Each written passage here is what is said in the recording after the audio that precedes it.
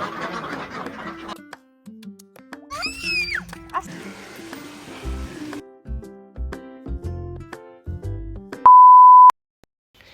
guys, ma'am ngasi akoy sa ibani nganu leiba laine ko yewne lambi tu sadram na nganu leiba chalene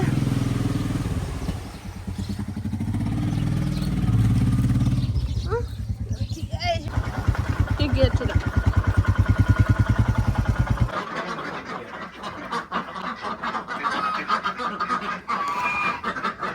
marunga tada le je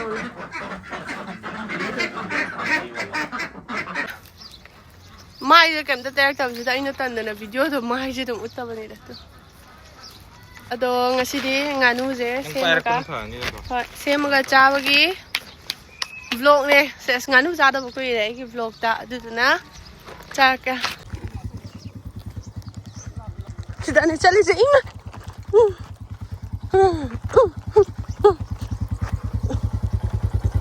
ina pina telau chanam sema hojik yai hore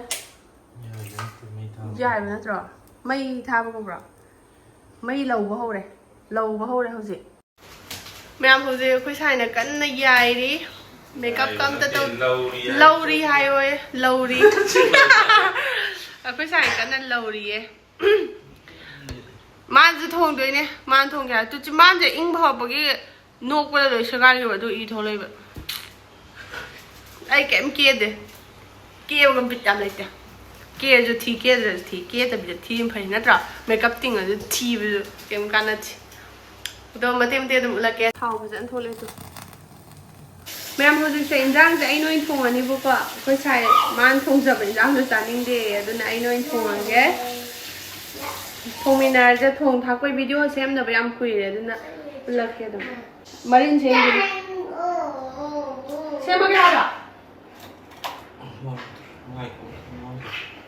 ado ma'am ngasi de ai nyam pam jaba laige na khalaga adum pharak taba ado hojik laire ba ko handa ado si se share dau jara ke si se agaro gi rose quartz face roller with guasa oidoine manung da kai kai yauri do dum hairak ke ahan bada in uchari besina identification certificate yaure adu duga magi user manual am ga user e ko si se seasonar dine ko khoi gi wrinkles fa han ba duga firming tau ba duga lifting to han ba yamna mating pange sina magi main body oidoine ba ko on off tharaga dum line mai button do yauzare on tau kana smain urur unge bu aduga interchangeable oi bu ko loina mak sin tuoga hapa yaye akoina pamjaba nungai jaba massage head to do hapaga do massage tawbada yam thina nungai bane ba ko aduga smaina gwasa amaga yaubire e aduga pause yaur e ba ko pause manung sida pochai yaur ba mayam do loina ma hapa challe ado si se battery hapaga season doine ko smaina leithoga akoi dum battery nung sin tok sin tor share ado season ulage han bada ai serum khara taire ba ko ado noi gi cream chana bajing do taire dum massage taw ba yai ko han bai se rose quartz stone roller ka we ba ko si se hana seasonar se si se season bana akoi gi mai se leaf amadi sculpt to hale ba ko ado sigi massager sigi nungai ba har ga di muscles tensile han tha hale ba ko aduga akoi gi ka hani blood circulation je stimulate to hale aduga hormone stress su han tha hale akoi sa da yamna relax oi ba do adu do fawe ba stress kam ta laita ge aduga collagen production ju promote to hale aduga mathangi sena T shape head kawe si muk seasonal ucharage akoi gi mai se pomgum do du han tha halaga dum yamna refresh oi hale ba ko akoi gi cleansing to ba toning to ba massaging to ba matam da product to tairaga phajana season taraga di kana ma phajana phange ai di massage to na dum tumning abane mi khamra ning dang tumam dai da yam nungai bane aduga sina under eye roller ne ba ko akoi gi puffy eyes kumba dark circle gum do reduce to hale aduga sinus kumba migraine gumba leiba do yamna relief to han bani ko sina massage to ki kanda nungai bane yam tina aduga aroi ba sigi gwasa sina tawse ba ko ai di sim dang pam bane ba ko ado mayam set che dum hong na phang ba hai tare adu du gi dum pulap laisala bane ba ko ado sigi nungai ba har ga di akoi gi chick chin gumba jam na slim oi hanning ba sing do phajana massage to di oi han banga me duga fine line wrinkles kumba do yamna improve oi han bani ko hai di kain fagat haleba fine line gumba leibado wrinkles gumba leibado fagat han bane ko akoi gi skin da yamna rejuvenate torga glow pibado adusu oye yam nungai seasona ba sathina nungai yamna relax oi ba feel do adu phawe akoi gi mai mit kok sida hai tare ado pamaga di mayam description da link to hapcharam ge che out of saloko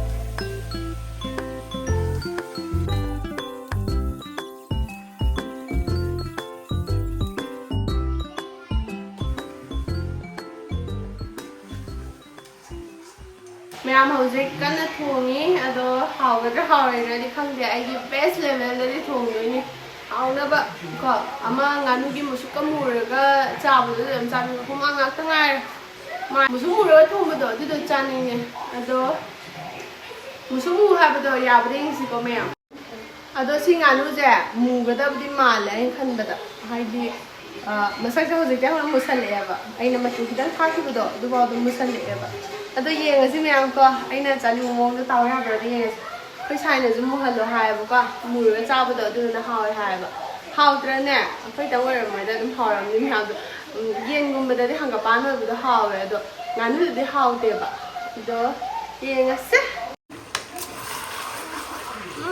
ꯊꯥꯎ ꯌꯥꯝ ꯊꯣꯛꯆꯩꯌꯦ ꯃꯁꯥꯒꯤ ꯑꯩ ꯊꯨꯝ ꯍꯥꯞꯈ꯭ꯔꯦ ꯊꯨꯝ ꯍꯥꯞꯄꯩꯗ video ꯅꯝꯍꯧꯗ꯭ꯔꯦ ꯍꯦꯛꯇ ꯀꯥꯎꯋꯦꯕ ꯚꯤꯗꯤꯑꯣꯁꯦ ꯅꯝꯗꯕ ꯀꯨꯏꯔꯗꯤ ꯍꯦꯛꯇ ꯀꯥꯎꯋꯦꯕ ꯁꯠ ꯍꯦꯛꯇ ꯇꯧꯁꯟꯈꯤꯕ ꯊꯕꯛꯁꯦ ꯑꯩꯅ ꯍꯦꯛꯇ ꯐꯕꯅꯤꯅꯅꯦ ꯁꯦꯁ ꯃꯨꯒꯗꯕꯗꯤ ꯃꯥꯜꯂꯤꯀꯣ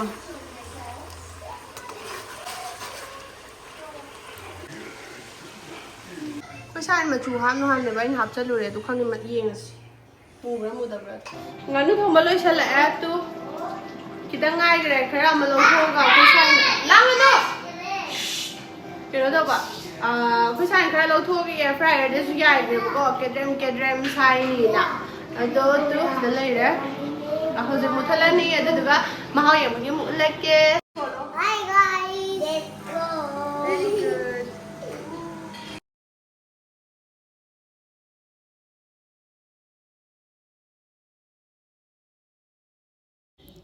ꯑꯩꯈꯣꯏ ꯍꯧꯖꯤꯛ ꯆꯥꯗꯣꯔꯦ ꯁꯤꯅ ꯑꯉꯧꯕ ꯈꯔ ꯂꯧꯊꯣꯛꯍꯧꯕꯅꯦꯕꯀꯣ ꯑꯗꯣ ꯃꯍꯥꯎ ꯑꯗꯨꯝ ꯌꯦꯡꯉꯛꯀꯦ ꯁꯤꯅ ꯑꯩꯈꯣꯏꯒꯤ ꯂꯩꯔꯦ ꯇꯨ ꯏꯅꯥꯎꯕꯤ ꯏꯕꯥꯅꯤꯃ ꯄꯨꯜꯂꯅꯤ ꯑꯗꯣ ꯍꯧꯖꯤꯛ ꯆꯥꯔꯒꯦ ꯏꯟꯖꯥꯡꯁꯦ ꯇꯨ ꯌꯥꯝꯗꯕ ꯃꯥꯟꯕ ꯋꯥꯅꯤ ꯑꯗꯨꯝ ꯌꯥꯝꯕꯅꯤꯀꯣ ꯃꯍꯥꯎ ꯇꯪꯉꯁꯦ ꯑꯗꯨꯗꯤ ꯃꯌꯥꯝ ꯍꯥꯎꯋꯤ ꯍꯥꯎꯇꯦ ꯈꯪꯅꯕ ꯍꯥꯎꯕ꯭ꯔꯦ ꯉꯥꯒꯦ ꯃꯣꯏ ꯃꯌꯥꯝꯗꯤ ꯍꯥꯎꯋꯦ ꯍꯥꯏ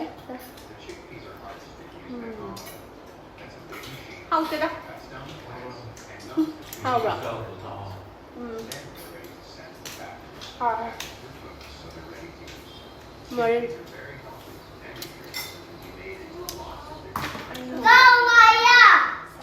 Buona message in Italia.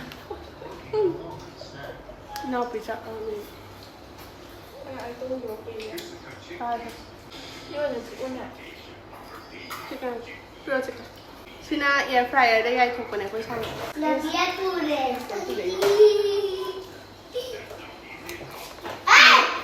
Hai. Dulu tu. Hả? Cái gì?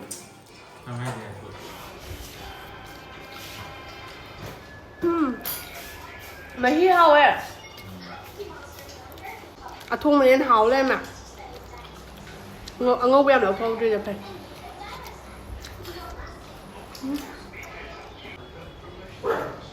Mà cân nhầm cái này.